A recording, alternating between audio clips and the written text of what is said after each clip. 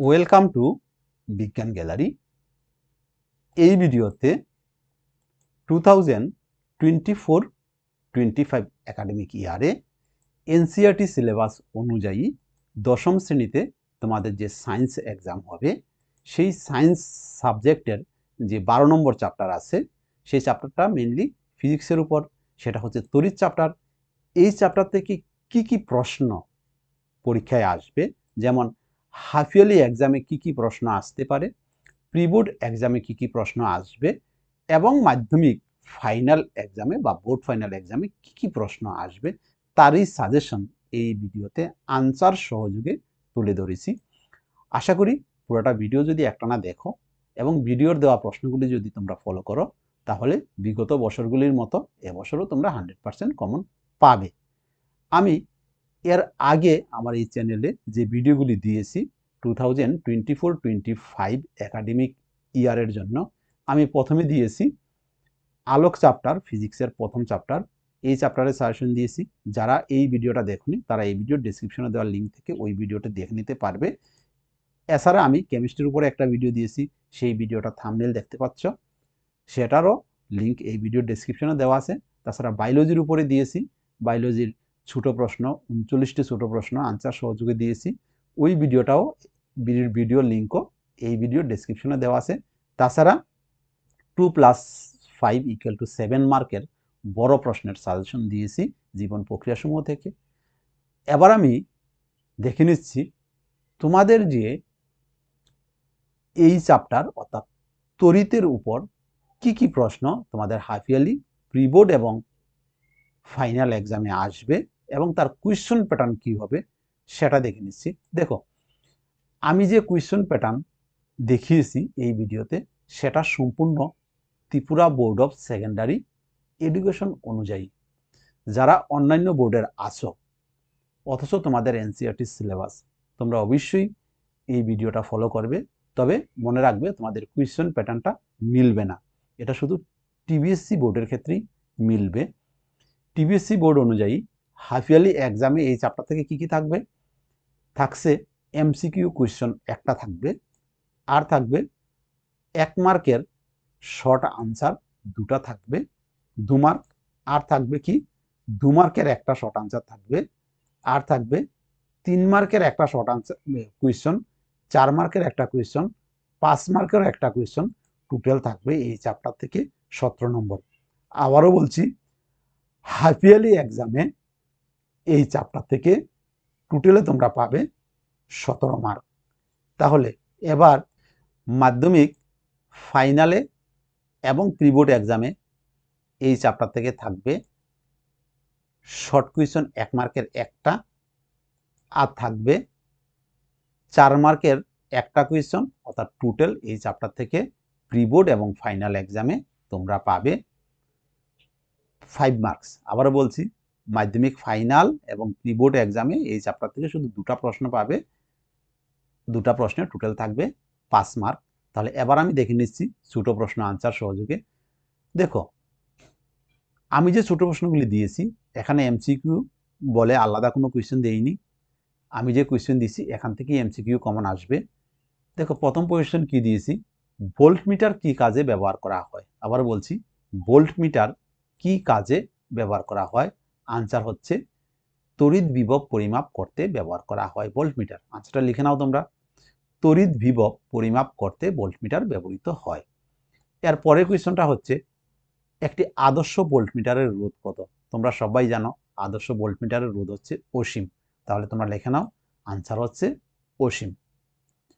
এর পরের যে কোয়েশ্চনটা আছে, একই উপাদানের তৈরি একটি মোটা এবং একটি সরু তারের মধ্যে কোনটির রোধ বেশি। দেখো, পরিবাহীর রোধ তার প্রস্থচ্ছেদের ব্যস্তানুপাতিক তোমরা জানো, তাহলে প্রস্থচ্ছেদের ক্ষেত্রফলের ব্যস্তানুপাতিক যেহেতু পরিবাহীর রোধ, সেই জন্য তারটা যত মোটা হবে রোধ তত কম হবে এবং তারটা যত সরু হবে রোধ তত বেশি হবে। তাহলে এখানে কি বলছে, একই উপাদানের তৈরি একটি মোটা এবং একটি সরু তারের মধ্যে কোনটির রোধ বেশি। অবশ্যই মোটাটার রোধ কম হবে এবং সরুটার রোধ বেশি হবে। তাহলে আনসার কি আছে, আনসার হলো সরু তারের রোধ বেশি। পরের কোয়েশ্চন, পরিবাহীর রোধ এবং পরিবাহিতার মধ্যে সম্পর্ক কি? আমরা জানি পরিবাহিতা ইকুয়াল টু 1 বাই পরিবাহীর রোধ। লিখে নাও, পরিবাহিতা ইকুয়াল টু 1 ডিভাইডেড বাই পরিবাহীর রোধ। এরপরে দেখে নিচ্ছি তার যে পরের কোয়েশ্চনটা আছে, পরের কোয়েশ্চনে কি বলছে দেখো, পরের কোয়েশ্চনে বলছে দাতব পরিবাহীর আদান বাহকের নাম কি? দাতব যে পরিবাহী আছে, পরিবাহীর মধ্যে যে আদান যায় সেটা কার মাধ্যমে যায়? সেই আদান যায় ইলেকট্রনের মাধ্যমে। আবারও বলছি, দাতব পরিবাহীতে আদান বাহকের নাম হচ্ছে মুক্ত ইলেকট্রন। এরপরে কোয়েশ্চনটা একটা ইম্পর্টেন্ট কোয়েশ্চন, শর্ট সার্কিট কি? দেখো, শর্ট সার্কিট কি? কোনো কারণে পরিবাহীর রোধ হঠাৎ কমে গেলে প্রবাহ মাত্রা অত্যাধিক হারে বেড়ে যায়। আবার বলছি, পরিবাহীর রোধ যদি কমে যায় তাহলে পরিবাহীতে তড়িৎ প্রবাহ বেশি বেড়ে যায়, আর তড়িৎ প্রবাহ যদি বেশি বেড়ে যায় তাহলে পরিবাহী গরম হয়ে যায়, আর পরিবাহী গরম হলে আগুন লাগার সম্ভাবনা থাকে। এটাকে বলা হয় শর্ট সার্কিট। তাহলে আনসার কি হবে? কোনো কারণে পরিবাহীর রোধ হঠাৎ কমে গেলে প্রবাহ মাত্রা অত্যাধিক হারে বেড়ে যায়, একে শর্ট সার্কিট বলে। পরের কোয়েশ্চন দেখে নিচ্ছি, এসআই পদ্ধতিতে তাপের যান্ত্রিক তুল্যাঙ্কের মান কত? আমরা জানি এসআই পদ্ধতিতে তাপের যান্ত্রিক তুল্যাঙ্কের মান হচ্ছে 1। তাহলে আনসারটা কি দাঁড়াচ্ছে? আনসারটা হচ্ছে 1। তোমরা লিখে নাও। এরপরে কোয়েশ্চন, ইএসইউ বিভব এবং ভোল্টের মধ্যে সম্পর্ক কি? এর সাথে একটা অথবা একটা কোয়েশ্চন আছে, অর দিয়ে একটা কোয়েশ্চন আছে। অর কোয়েশ্চনটা কি হবে আমরা দেখে নিচ্ছি। অর যে কোয়েশ্চনটা আছে, অর কোয়েশ্চনটা হচ্ছে 1 volt equal to dash ESU. 1 volt equal to 1 by 300 ESU. আবার বলছি 1 volt equal to 1 by 300 ESU. তাহলে এবার চলে যাচ্ছি আমরা নেক্সট কোয়েশ্চনে। নেক্সট কোয়েশ্চন হচ্ছে, দুটি বিন্দুর মধ্যে বিভব পার্থক্য 1 ভোল্ট বলতে কি বুঝো? আবার বলছি, দুটি বিন্দুর মধ্যে বিভব পার্থক্য 1 ভোল্ট বলতে কি বুঝো? আনসারটা হলো, দুটি বিন্দুর মধ্যে বিভব পার্থক্য 1 ভোল্ট বলতে বোঝায় 1 কুলম্ব বৈদ্যুতিক চার্জকে এক বিন্দু থেকে অন্য বিন্দুতে নিয়ে যেতে 1 জুল কাজ করতে হয়। আবার বলছি, দুটি বিন্দুর বিভব পার্থক্য 1 ভোল্ট বলতে বোঝায় 1 কুলম্ব বৈদ্যুতিক চার্জকে এক বিন্দু থেকে অন্য বিন্দুতে নিয়ে যেতে 1 জুল কাজ করতে হয়। চার্জ না বলে তুমি আদানও লিখতে পারো, কোনো অসুবিধা নেই। পরে কোয়েশ্চন, একটি কোষের তড়িৎচালক ভোল্ট 1.5 ভোল্ট বলতে কি বুঝো? দেখো, আমি এখানে কি দিয়েছি? 1 ভোল্ট দিয়েছি। কোনো কারণে এক্সামে আসলো 1 ভোল্ট না দিয়ে এখানে 10 ভোল্ট বা 200 ভোল্ট দিল, তাহলে 1 এর জায়গা চেঞ্জ হয়ে কি হবে? 1 ভোল্টের জায়গা চেঞ্জ হয়ে এখানে 200 দিলে 200 হয়ে যাবে। আর এখানে কি দিয়েছি? 1.5 ভোল্ট দিয়েছি, তারা 1.5 ভোল্ট না দিয়ে 100 ভোল্ট দিল, তাহলে সেখানে কি হবে? লেখা সেম থাকবে, খালি সংখ্যাটা চেঞ্জ হয়ে যাবে। তাহলে আনসার কি আছে? আনসার হচ্ছে, একটি কোষের তড়িৎচালক বল 1.5 ভোল্ট বলতে আমরা বুঝি কোষটির ধনাত্মক মেরু থেকে ঋণাত্মক মেরুতে 1 কুলম্ব তড়িৎ চালনা করতে 1.5 জুল কাজ করতে হয়। আবারও বলছি, কোষটির ধনাত্মক মেরু থেকে ঋণাত্মক মেরুতে 1 কুলম্ব তড়িৎ চালনা করতে 1.5 জুল কাজ করতে হয়। আনসারটা লিখে নাও, যদি না লিখতে পারো একটা স্ক্রিনশট মেরে নাও। এরপরে কোয়েশ্চন, জুল সূত্রের গাণিতিক রূপটা কি? দেখো, জুল সূত্রের গাণিতিক রূপ অনেকবার এসছে শর্ট কোয়েশ্চন দিয়ে, বা এটা এমসিকিউ দিয়ে প্রায়ই এসে থাকে। তাহলে এটা আনসারটা হলো H equal to I square R T by J. আবারও বলছি, H equal to I square R T by J. আর এসআই পদ্ধতির ক্ষেত্রে জে এর মানটা 1 হবে। যদি এসআই পদ্ধতি বলে তখন H equal to I square R T হবে। পরের কোয়েশ্চন দেখে নিচ্ছি। পরের কোয়েশ্চন বলছে, তড়িৎ প্রবাহ মাত্রার ব্যবহারিক একক কি? দেখো, তড়িৎ প্রবাহ মাত্রার ব্যবহারিক একক হচ্ছে এম্পিয়ার। লিখে নাও, তড়িৎ প্রবাহ মাত্রার ব্যবহারিক একক হচ্ছে এম্পিয়ার। নেক্সট কোয়েশ্চন, এম্পিয়ার বর্তনীতে কিভাবে যুক্ত থাকে? আবার বলছি, এম্পিয়ার বর্তনীতে কিভাবে যুক্ত করা? আনসার হলো, এম্পিয়ার বর্তনীতে শ্রেণী সমবায়ে যুক্ত করা হয়। আবার বলছি, এম্পিয়ার বর্তনীতে শ্রেণী সমবায়ে যুক্ত করা হয়। এরপরে কোয়েশ্চন দেখে নিচ্ছি, ভোল্টমিটার বর্তনীতে কিভাবে যুক্ত করা হয়? ভোল্টমিটার বর্তনীতে সমান্তরাল সমবায়ে যুক্ত করা হয়। আনসারটা লিখে নাও, ভোল্টমিটার বর্তনীতে সমান্তরাল সমবায়ে যুক্ত করা হয়। তড়িৎ আদান এবং প্রবাহ মাত্রার মধ্যে সম্পর্ক কি? আমরা জানি একক সময়ে যে পরিমাণ আদান চালনা হয় পরিবাহীর মধ্য দিয়ে সেটা হলো প্রবাহ মাত্রা। তাহলে তড়িৎ প্রবাহ মাত্রা ইকুয়াল টু আদান বাই সময়। আবারও বলছি, তড়িৎ প্রবাহ মাত্রা ইকুয়াল টু আদান ডিভাইডেড বাই সময়। এরপরে দেখে নিচ্ছি পরের কোয়েশ্চন। দেখো পরের কোয়েশ্চন কি বলছে, এই যে একটা বর্তনী দেখতে পাচ্ছ এখানে, এই যে বর্তনী, এই বর্তনীর এ এবং বি বিন্দুর তুল্যরোধ কত হবে? দেখো এই বর্তনীটা চেঞ্জ করে এটা একটা ডেমো দিয়ে দিলাম যে এইরকম আসতে পারে। তাহলে এক্সামে এই বর্তনীটা চেঞ্জ করে আরেকটা বর্তনী মানে দিয়ে দিতে পারে, তোমাদের সেটা খেয়াল করতে হবে। যদি এরকম খেয়াল করে পড়ো তাহলে 100% কমন পাবে, এতে কোনো সন্দেহ নেই। আগে বুঝে পড়ো, পরে বিজ্ঞান গ্যালারিকে দোষবে না যে আমি বিজ্ঞান গ্যালারি ফলো করেছি কিন্তু আমাদের কমন আসেনি। এটা হবে না যদি তুমি বুঝে পড়ো। তাহলে এ এবং বি বিন্দুর তুল্যরোধ কত? আমি জাস্ট আনসার দিয়ে দিচ্ছি, আমি এখানে করে দিচ্ছি না। আনসারটা হলো 5 ওহম। শুধু আনসারটা দেখে নাও, আনসারটা হচ্ছে 5 ওহম। তোমাকে এটা করতে হবে হাতে কলমে। যদি না পারো অবশ্যই কমেন্টে লিখবে, আমি করে দেব। এর পরে কোয়েশ্চন, কোন ভৌত রাশির একক joule per coulomb? Joule per coulomb হচ্ছে বিভবের একক। আবারও বলছি, বিভবের একক হচ্ছে জুল পার কুলম।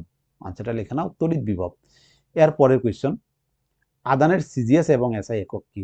তোমরা জানো আদানের সিজিএস একক হলো স্টেট কুলম আর এসআই একক হলো কুলম। আবার বলছি, আদানের সিজিএস একক হলো ইএসইউ বা স্টেট কুলম আর এসআই একক হলো কুলম।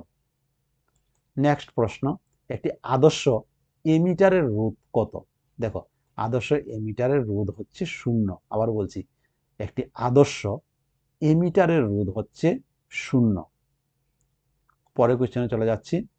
পরের কোশ্চেন কি বলছে দেখো, অহমের সূত্র মেনে চলে এরূপ একটি পরিবাহীর নাম লিখো। মানে অহমের সূত্র মেনে চলে তাকে কি বলা হয়? অহমীয় পরিবাহী। অথবা দিয়া কোশ্চেন লেখো, অহমীয় পরিবাহীর উদাহরণ দাও। তাহলে অহমীয় পরিবাহী মানে কি? যার মধ্য দিয়ে মানে সুপরিবাহী যত পরিবাহী আছে সেটা হলো তামা রূপা। আবার বলছি, অহমের সূত্র মেনে চলে এমন একটি পরিবাহীর নাম হলো তামা রূপা এবং অহমীয় পরিবাহীর উদাহরণ হচ্ছে তামা রূপা। নেক্সট প্রশ্ন, কোন পরিবাহীর দৈর্ঘ্য টেনে দ্বিগুণ করা হলে রোধাঙ্ক কত হবে? দেখো রোধাঙ্ক, আবারও বলছি, কোন পরিবাহীর দৈর্ঘ্য টেনে যদি তুমি দ্বিগুণ করো তাহলে রোধাঙ্ক কত হবে? এক্ষেত্রে রোধাঙ্ক অপরিবর্তিত থাকবে। দৈর্ঘ্য টেনে দ্বিগুণ করেছ তাহলে রোধাঙ্ক কি হবে? এরপরে কোয়েশ্চন, কোন যন্ত্রের সাহায্যে বিভব প্রভেদ মাপা হয়? আবার বলছি, কোন যন্ত্রের সাহায্যে বিভব প্রভেদ মাপা হয়? অবশ্যই ভোল্টমিটারের সাহায্যে বিভব প্রভেদ মাপা হয়। আনসারটা লিখে নাও, ভোল্টমিটারের সাহায্যে বিভব প্রভেদ মাপা হয়। এরপরে দেখে নিচ্ছি নেক্সট কোয়েশ্চন, পৃথিবীর বিভব 0। দেখো পৃথিবী একটা বিশাল পরিবাহী, এর সাথে তুমি কিছু যোগ করো বা কিছু বিয়োগ করো, পৃথিবীর মোট যে আদান আছে আদানের কোনো পরিবর্তন হয় না। সেই জন্য পৃথিবীর বিভব কত হলো? পৃথিবীর বিভব হচ্ছে 0। আমরা চলে যাচ্ছি নেক্সট প্রশ্নে।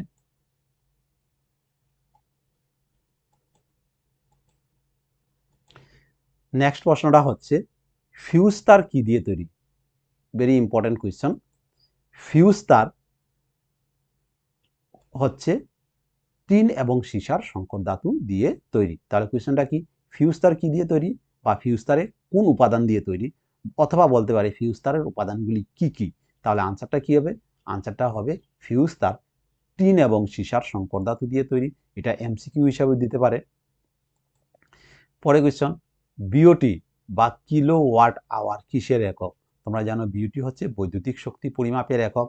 তাহলে একটা আনসার হলো বৈদ্যুতিক শক্তি পরিমাপের একক।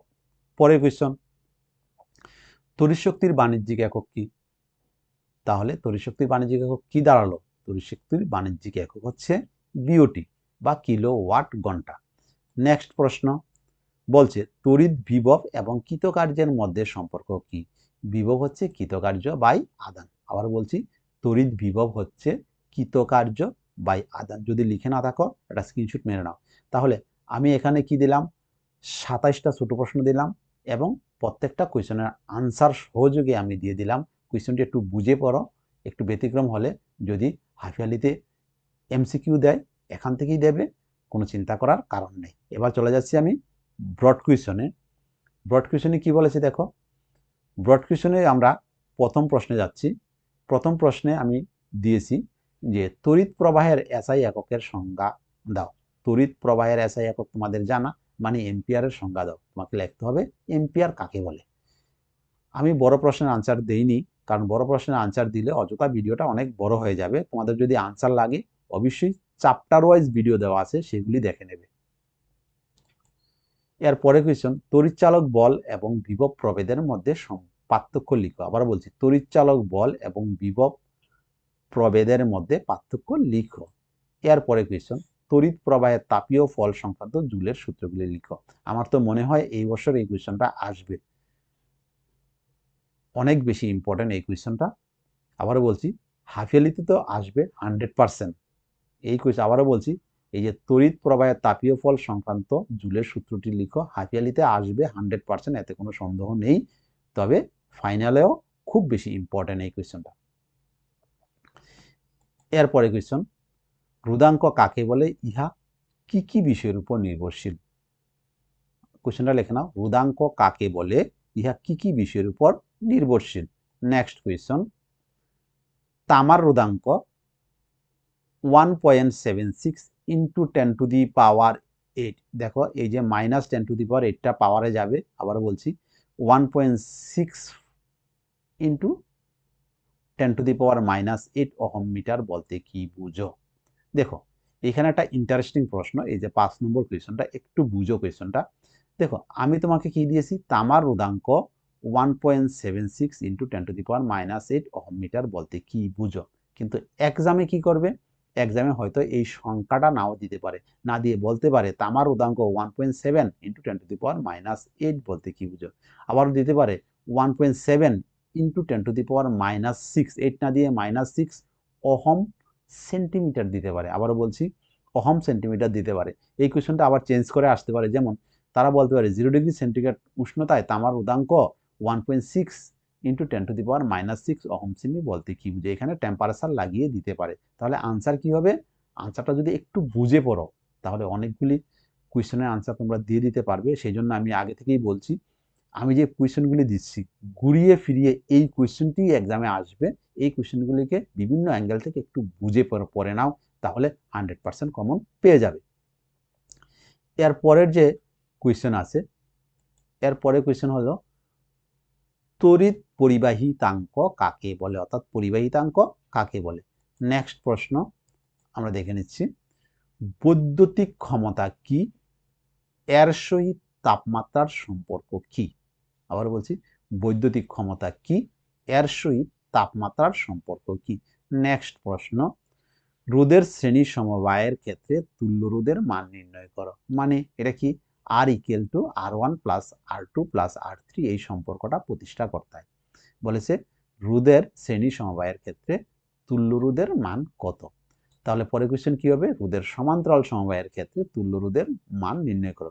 সচরাচর এই কোয়েশ্চেনগুলি আসে না, কিন্তু যদি এই কোয়েশ্চেনগুলি ভালোভাবে না করো তাহলে তোমাদের এই কোয়েশ্চেনগুলির উপরে যে অঙ্ক আসবে, নিউমেরিক্যাল প্রবলেম আসবে, সেগুলি তোমাদের করতে কষ্ট হবে।